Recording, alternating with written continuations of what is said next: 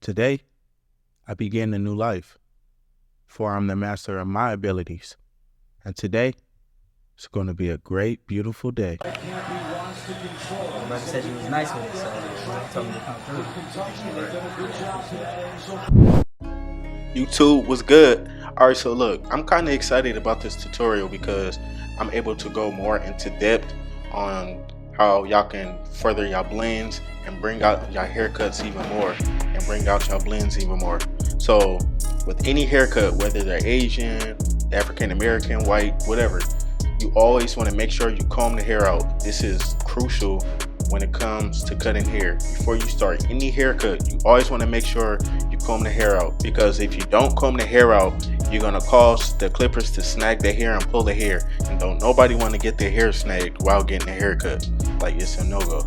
So what you see me do for my first guideline is I use the lever close on the cutting clipper. And the reason why I close the lever instead of using a trimmer is because using the lever close on the cutting clipper, it's gonna knock that bottom line out easier versus you using the balding clipper, because it's gonna leave a harsh line. So I set my first guideline with the lever close. Now I open the lever all the way to create my second guideline, and it's gonna be a fade line in between the lever close and the lever open. And you see me put my lever halfway, it's going to completely knock that line out in between the lever close and the lever open. And the reason why it's coming out so easily because I used the lever close to create my first guideline instead of using a trimmer. So by me, using the lever close and then open, now I can go halfway, knock that line completely out, and it knocks time off the haircut. And I'm gonna do the same thing with the one guard. I have the lever open with the one guard on, and after that I'm gonna close the lever and knock that line out between the lever open no guard and the lever open with the number one on. Like, this technique right here is gonna help you achieve a nice blend with any hair texture or any hairstyle. And you see me constantly combing and brushing the hair, and that's because I'm moving any dead hair that I cut, so I can be able to see my blend, so I can be able to see where I need to further blend or further cut, so I can get the blurriest taper or fade I can get when cutting the client hair. So I'm just working that line between the lever open no guard and the lever open with the number one guard. I'm trying to get that line as faint as possible, so when I come behind it with the lever open again with no guard, the line go come completely out.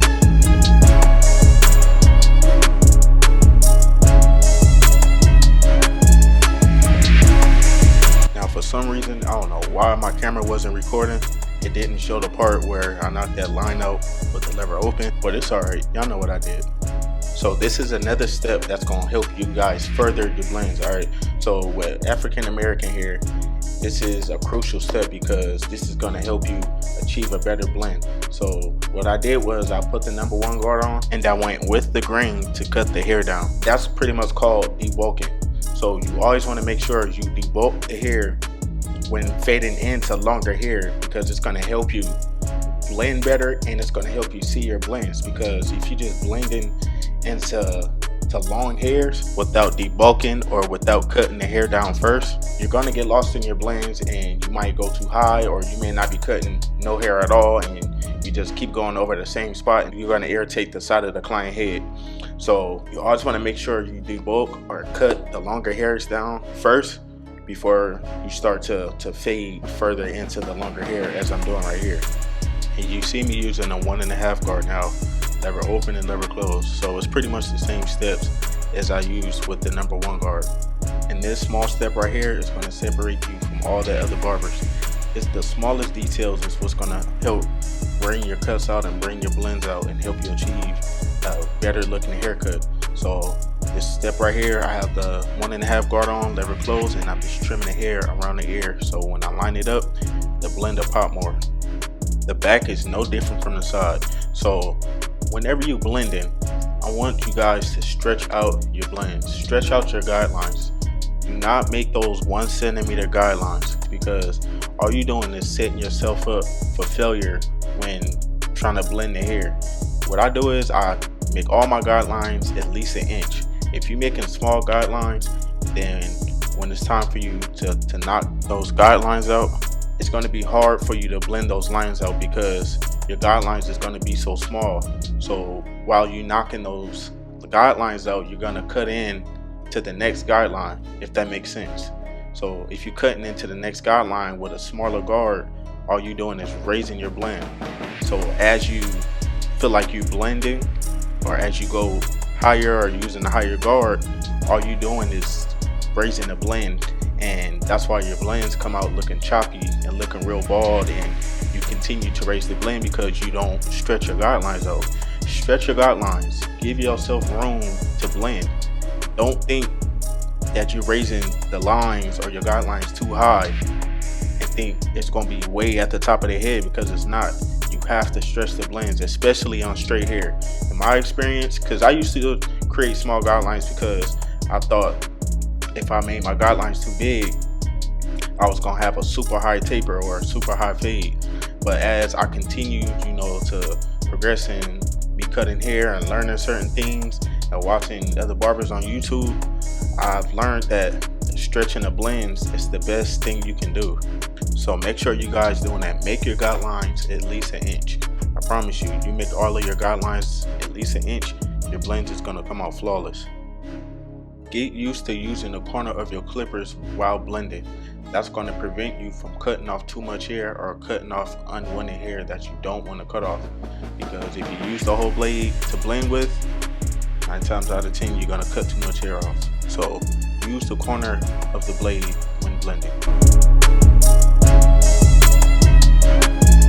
And also, I want to thank those who subscribe to my channel. Even if you're not subscribed, even if you just watched the video, I still want to thank you. Probably like a month or two ago, I only had 50 subscribers. Now I have 286 subs.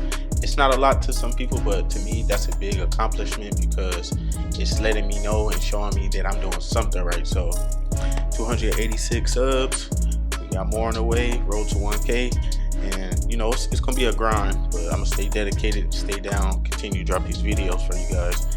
And I like the interaction that I'm having with you guys, and you guys commenting and leaving your thoughts and liking the video and all that. So that really helps keep me motivated to continue to drop videos, because I know some people would have gave up a long time ago, but you gotta keep going. It's a slow grind. For some people, they blow up overnight, but I really appreciate you guys for watching my video. It really means a lot to me.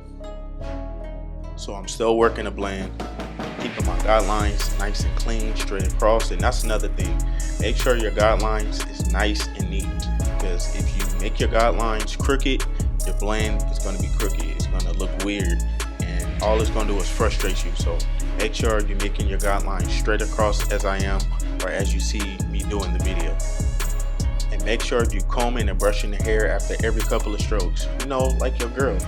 You want to make sure you set yourself up for greatness and have a great end result.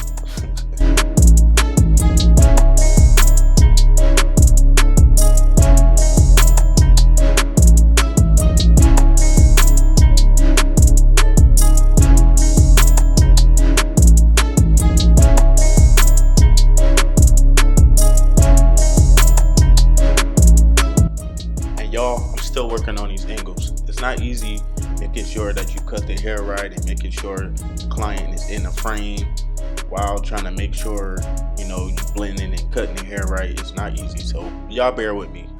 It's not bad, but I'm working on my angles. Practice make perfect. If you're a barber and you're thinking about recording your haircut for YouTube, Instagram, Twitter, whatever, make sure you do research on the best angles and how to position your camera and all that, and make sure you have good lighting. Lighting is the number one thing that's going to help you achieve and get a good quality in your cuts. So I'm still learning, but I'm just letting you guys know what I know for those of you who want to start recording your haircut and posting them.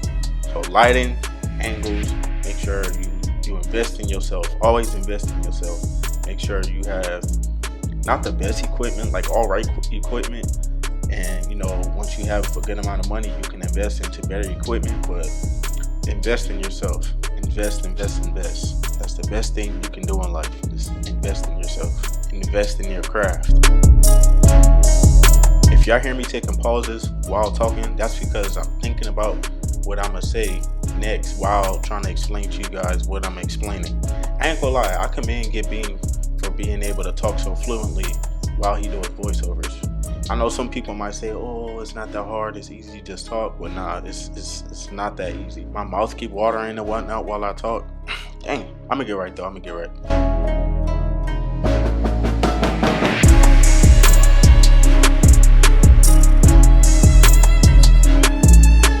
telling y'all, man, do the same steps around the whole head. No diddler. No, for real though. Do the same steps around the whole head, whether it's a taper or a ball fade, because that's a lot of fading techniques out there that people use.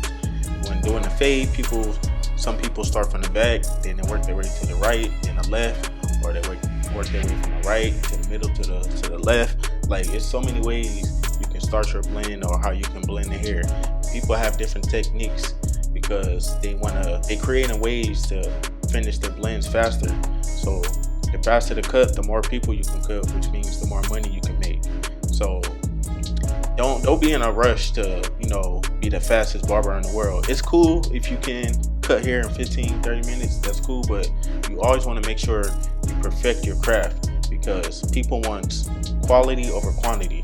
They want to feel appreciated. They want to feel like you took your time and you really put forth effort into, getting their hair right, or making sure their blends is nice and perfect and their lineups is nice and crispy. That's what's going to keep the clients coming back. And conversation, make sure you conversate with people. Make sure you make them feel like they worth something. Like, make them want to come back. Give them a reason to want to come back to you, because these are the people that's going to keep your bills paid.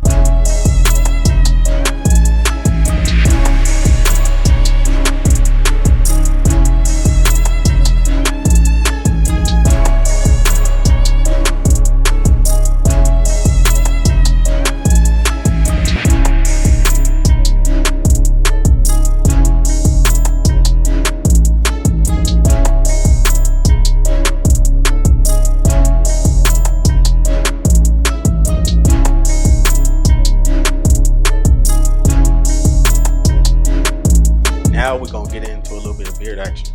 So my client, he wanted me to cut his beard down, not too much. He still wanted to leave it dark, but just trim it down and make sure everything is all even. And I'm gonna pretty much fade it the same way I did the side and the back. Look at the taper, like the taper is clean. I ain't even put a lineup on it, and look how clean it looks. And I'm not even done with the taper. Like, as you continue to watch the video, it's gonna get better and better, I promise you. But I'm doing the same thing with the beard. I'm cutting the beard down, and I'm debulking the hair. I'm gonna go in with my lever open, halfway close, or open, close halfway. Then with the number 1 guard open, one guard close, then 1.5 guard open, then close, and then that's how you achieve a blended beard. So it's the same steps. It's the sides and the back. It's something about beards that just bring that extra oomph to the cut. I don't know, is it just me, or do y'all feel the same way?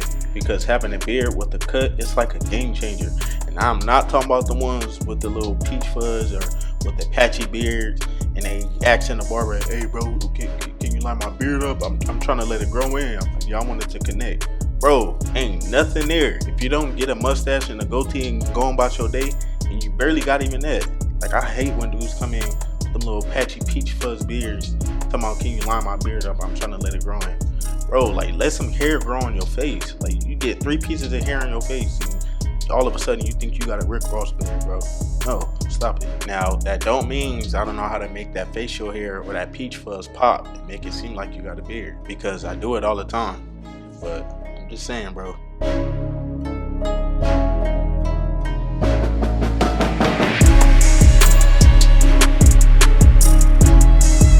Now watch how this taper pop as soon as I put the line on it. Like, when I look back at the footage of my haircuts, or when I look back at my work, I'll be so amazed and surprised at what I do. Like, cause when I'm cutting, I'll be in a zone. Like I'll just be trying to get the cut done and make sure the cut, oh shoot, I thought somebody texted me, I'm tripping. But I'll be trying to make sure it's done right. As soon as I look at the actual footage of me doing the work, or when it's done, I'll be like, man, I really did my big one. It's crazy. Another thing I want to address when it comes to doing lineups, or when it comes to doing a hairline, I see a lot of barbers overdo this part over the ear. Like when they do it a dramatic line. Like they line it up so high, like it's crazy. Like they don't have to line it up that high. You see what I'm doing? Like I'm staying on the natural line. Like I'm not raising the line up around the ear 2 inches or a whole inch. Like I'm staying right above the line of the ear. Because a lot of barbers, they go overly crazy when they do that line up over the ear. Like it's crazy. Same thing with the beard. Keep the beard natural on the line unless they ask you to push it in a little bit, or unless you have to. Because I know a lot of people with their beards, it don't connect, and some people, they have a lot of hair that goes or grows around the ear, and you have to create a line. But overall, you want to make sure you keep the line up natural as possible. This is another thing that's crucial. Make sure your liners is set right. Make sure they're adjusted right. Hey, look, I know my hair look crazy. Do not talk about my hair. I let my hair grow out so I can do a self-cut tutorial. Alright, so y'all chill. But make sure your liners is set right. Make sure they not set over the cutting blade, because if you overset that bottom blade that moves and you start to line someone up, you're gonna instantly nick somebody and they're gonna instantly start bleeding. And the neck, under the neck, behind the ear where I'm lining up, and in the corners of the hair, like the sidebars, it's like really sensitive. So you want to make sure your liners is set right so you won't cut your clients, and so you can get nice, crispy, clean lines. And there's ways you can get crispy lines. Make sure you wash the client hair, or have the client wash their hair before they get cut, or use alcohol to cleanse the skin where the hair is, so you can get that nice, clean ash line. But make sure your liners is set right.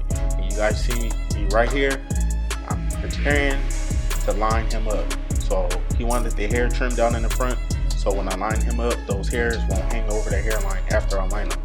So this is crucial too when it comes to doing a lineup or starting a lineup process. And watch how I position the clippers. Watch how I stay on his natural hairline. I'm not pushing his hairline back at all. A lot of people that have widow's peaks and they have bangs, that's just hair that's growing over the hairline. So I'm cutting that hair off to where his hairline is supposed to be at. So if you guys watching the video, I'm oh, you push it back. I did not push his hairline back. I'm creating his hairline. He have a lot of hangover. All I'm doing is just cutting it to where his natural hairline is supposed to be. Before you line someone up, if their hair is already washed and clean, perfect. If not, use an alcohol pad to cleanse the skin, to get all that dirt and grime off the hairline and the hairs.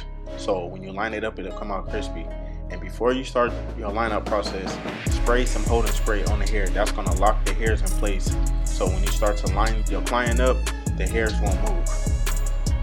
And as you guys can see, you can see the hairline is coming out real nice, and it's coming out real crispy with his natural hairline.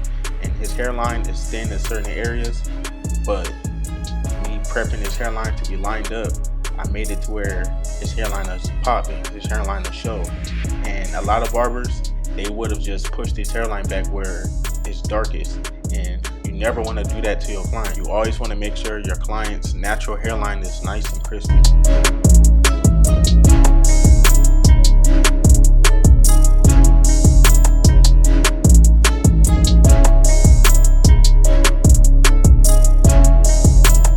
This is one of my favorite parts of the cut, is adding enhancements. Now I ain't gonna lie, men hairlines nowadays is not as strong as they were back in the early 2000s. Like in the early 2000s, they had waves, bald fades, like the hairlines was nice and dark.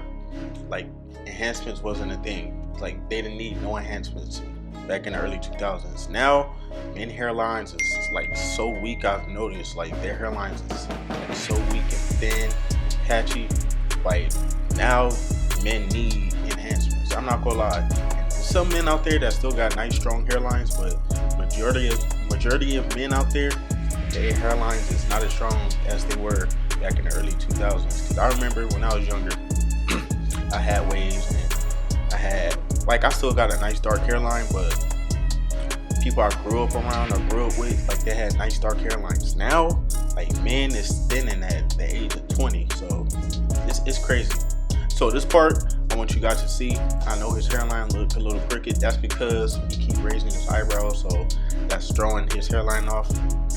So as you guys can see, he keep raising his eyebrows, and you will come across clients that raise their eyebrows a lot, especially when you lining them up. So you gotta constantly remind them to not raise their eyebrows while you're lining, because if they raise their eyebrow, their hairline is gonna be crooked.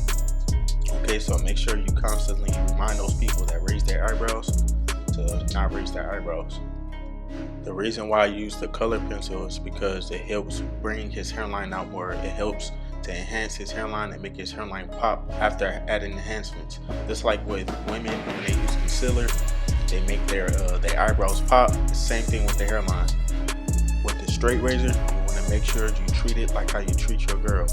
Light strokes, nice and slow. Not cutting the skin, you're cutting the hair. You don't have to push all hard, you don't have to be all rough. The blade is gonna cut the hair, it's gonna do its job. So make sure you keep that in mind.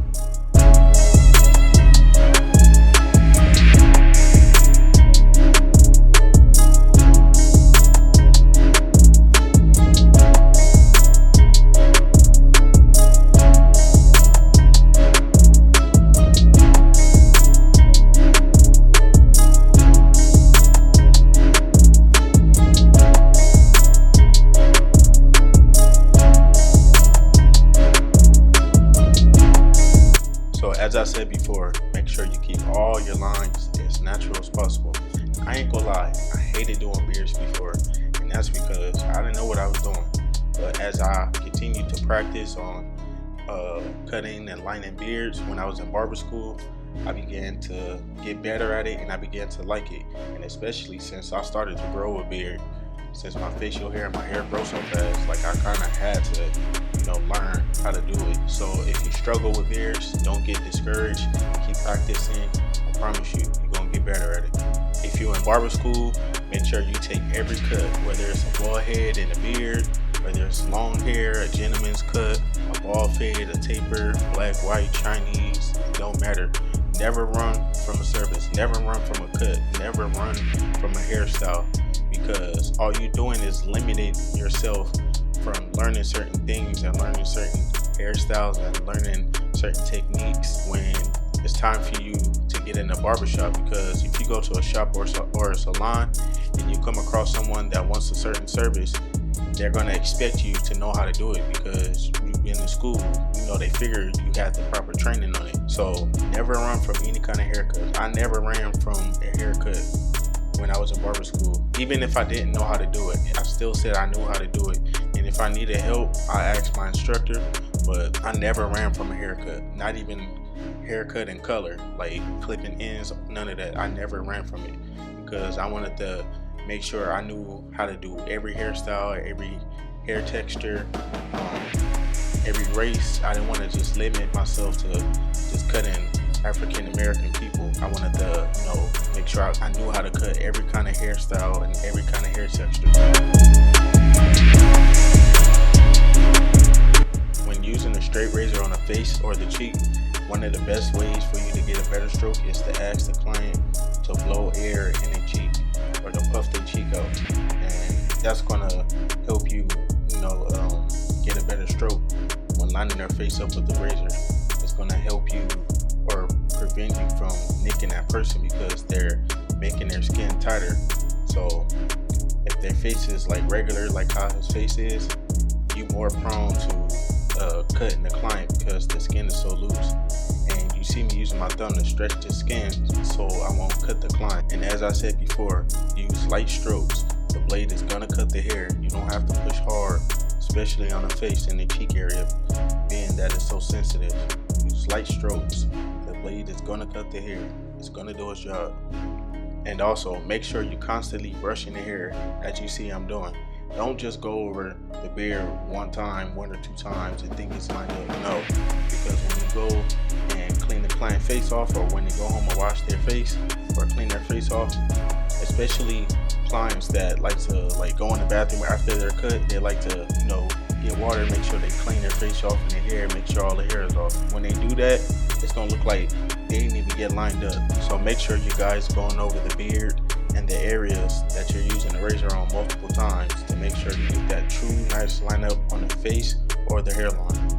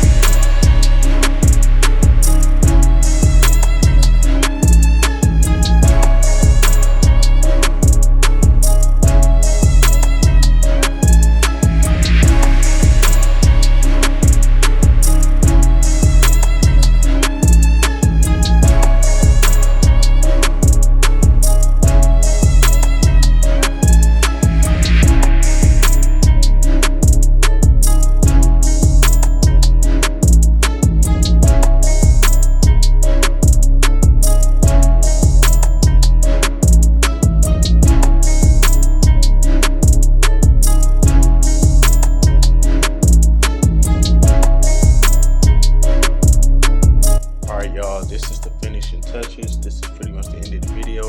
I'm using the twist sponge to style the hair. If you guys like the video, make sure you like, comment, and subscribe. Turn on your noties so you know when I'm dropping these tutorials. Let me know what you guys think of the cut. Let me know if you guys enjoyed the conversation. Leave a comment and let me know if this video helped you in any kind of way. And I'll see you guys on the next video. I'm out. Peace.